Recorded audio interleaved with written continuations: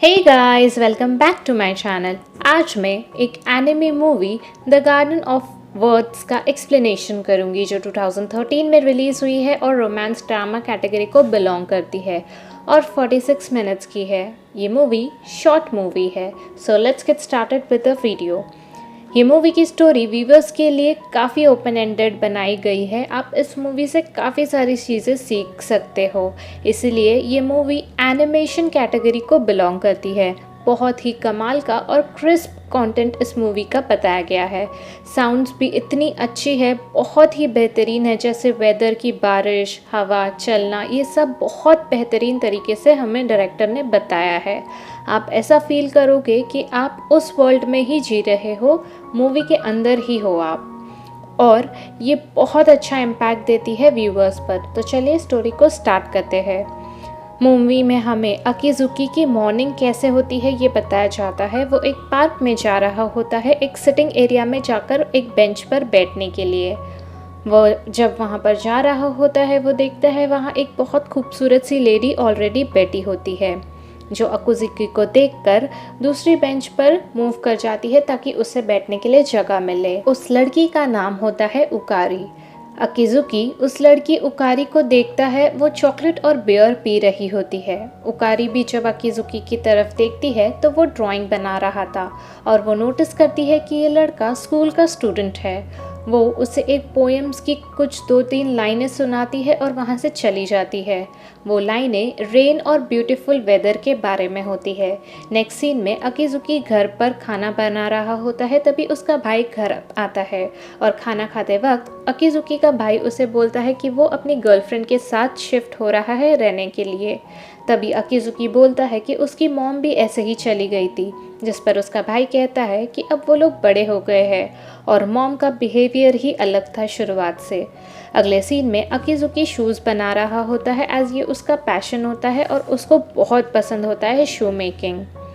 और वो अपनी लाइफ के रूटीन से बहुत ही नाखुश होता है, बिल्कुल उसे पसंद नहीं होती है।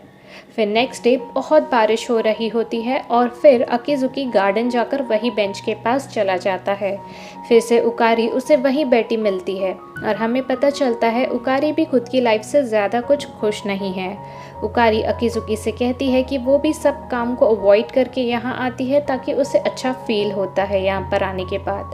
अब ये दोनों रोज़ जब बारिश होती है तब गार्डन में आ जाते हैं, मिलते हैं और बहुत ही खूबसूरती से ये पूरा सिनेरियो एक फ्रेम में हमें डायरेक्टर ने बताया है।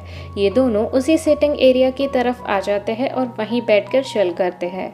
अकीजुकी वहाँ आकर अपनी ड्राइंग शू मेकिंग के लिए जो होती है उसे पूरा करता है, अपना पैशन भी फॉलो करता है पूरी तरह। उकारी को बोलता है कि उकारी एक एडल्ट है, एकदम रिस्पॉन्सिबल, एकदम परफेक्ट है हर चीज़ में। उसे भी उकारी के जैसे एडल्ट बनना है ताकि वो भी रिस्पॉन्सिबल हो जाए और उकारी उसे बच्चा ना समझे।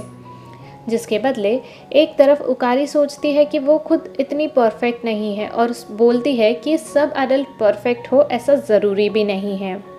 और हम देखते हैं उकारी अपने घर आती है, उसका घर बहुत ही मेस्ड अप होता है। आफ्टर बीइंग एन एडल्ट वो परफेक्ट नहीं होती है, जो बिल्कुल ठीक होता है और ज़रूरी नहीं कि सब लोग एक समान हो। एनीवेज़ वो कॉल पर बात कर रही होती है और अपनी लाइफ के बारे में डिस्कस कर रही होती है। वो अपने पार्टनर के बारे में कहती है कि वो इतनी परफेक्ट नहीं है, इसलिए वो और उसका पार्टनर साथ नहीं है।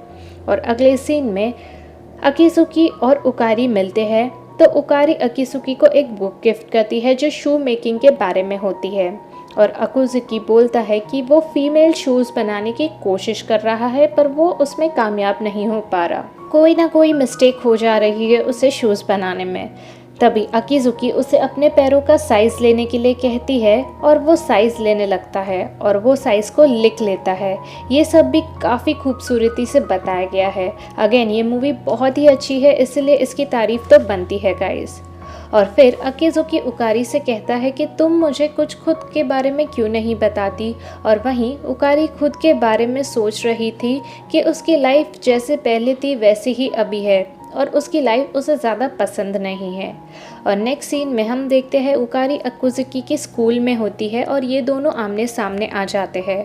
अकीजुकी के दोस्त उसे बोलते हैं कि ये एक स्कूल की टीचर थी और ये लिटरेचर पढ़ाती थी, पर कुछ बच्चों ने इससे बहुत सताया, जिसकी वजह से इसका मेंटल ट्रबल हो गया और इसने जॉब छोड़ दिया ताकि वो मेंटली रिकवर कर सके। और अकीजुकी उन्हीं बच्चों के पास चला जाता है जिन्होंने उकारी को सताया था। उन्हें मारता है, पर अकेला होने की वजह से वो भी बहुत मार खा लेता है और वहाँ से निकलकर अकीजुकी सीधा पार्क में चला जाता है। उस दिन बहुत बारिश हो रही थी, इसलिए वो पूरा भीगा हुआ था और पार्क में उसे उकारी भी दिखती है, वही बेंच पर जो बैठी होती है। वो भी बहुत भीग गई थी, इसलिए उकारी अकीजुकी को खुद के साथ घर ले जाती है और अकीजुकी वहाँ जाकर खाने के लिए एग्स बना रहा था, जो बहुत ही परफेक्टली करता है। पर वहीं उकारी सोचती है कि जब वो कुछ करती है, ऐसा एग्स बनाती है, कुछ भी करती है, तब वो सब कुछ ख़राब कर देती है। इसका वही मतलब है कि एडल्ट सब कुछ परफेक्टली नहीं कर सकते। और फिर ये दोनों बात करते हैं। उकारी अकीजुकी को कहती है कि वो वापस खुद के पेरेंट्स के होम टाउन चली जाएगी, अपना घर छोड़कर, सब कुछ छोड़कर, ताकि वो वहाँ जाकर अपनी नई स्टार्ट कर सके। और तभी अकीजुकी उससे कहता है कि वो उसे बहुत पसंद करता है, पर उकारी कहती है कि वो बहुत छोटा है और कहती है कि गार्डन के मोमेंट्स, अच्छी बातें, ये सभी अपने यादों में वो साथ ले जाएगी। ये सब सुनकर अकीजुकी गुस्से से वहाँ से चला जाता है और उकारी उठकर उसके पीछे भागती है, उसको रोकती है और अकीजुकी उस पर बहुत गुस्सा करता है। उसे बोलता है कि ना तुमने कभी तुम्हारी चीज़ मुझसे शेयर की, ना कुछ बताया, हमेशा चुपचाप रहती थी और मेरी बातों को सुनती थी।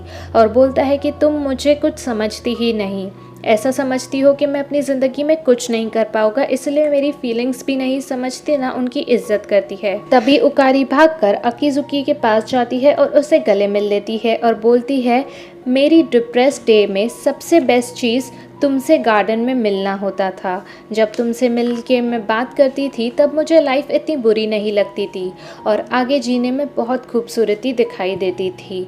और हम देखते हैं कि बारिश रुक जाती है और बहुत ही प्लेजेंट सूरज की किरणें गिरने लगती है, जो पॉजिटिविटी का दर्शाती है हमें। और फिर ये दोनों अपने अपने लाइफ में आगे बढ़ते हैं, जहाँ उकारी दूसरे शहर में जाकर स्कूल में टीचर बन जाती है और अकीजुकी भी स्टडीज़ कंटिन्यू करता है और साथ ही साथ अपने शू मेकिंग का पैशन या ड्रीम कहो, उसे भी पूरा करता है। और ये दोनों अभी एक दूसरे से टच में होते हैं थ्रू ईमेल्स और थ्रू मैसेजेस। और अकीजुकी ने उकारी का पैरों का साइज़ का जो शू था वो बना लिया था। वो उसी गार्डन में उसे ले जाता है और वहीं बेंच पर रख देता है, जहाँ पर ये लोग मिलकर बैठकर बातें करते थे और अपनी लाइफ में आगे बढ़ जाता है। ये मूवी यहीं ख़त्म होती है। ये मूवी बहुत ही अच्छे से प्रोजेक्टेड की गई है। इंसान खुद की एबिलिटीज़ को कभी जज नहीं करना चाहिए, रिगार्डलेस द सिचुएशन। और लाइफ बहुत ही खूबसूरत है, इसे सैड होकर नहीं बल्कि खुशी से जीना चाहिए, ऐसा मैसेज ये मूवी देती है। ये मूवी में और बहुत सारी अच्छी बातें हैं जो हमको देखने को मिलेगी। टोटली वर्थ वॉचिंग ये मूवी है और काफ़ी छोटी से छोटी, बड़ी से बड़ी चीज़ें आपको इस मूवी में देखने को मिलेगी। जो माइन्यूट डिटेल्स की मैं बात कर रही हूँ, वो जब आप मूवी देखोगे तभी आपको पता चलेगी, तो इसे ज़रूर देखिएगा। ये मूवी का एक्सप्लेनेशन आपको कैसा लगा है मुझे कमेंट सेक्शन में ज़रूर बताना। वीडियो अगर अच्छी लगी हो तो इसे लाइक, शेयर और मेरे चैनल को सब्सक्राइब करना मत भूलिएगा। जल्दी ही मिलेंगे अपनी नेक्स्ट वीडियो के साथ। Till then take care, bye bye and don't forget to be kind.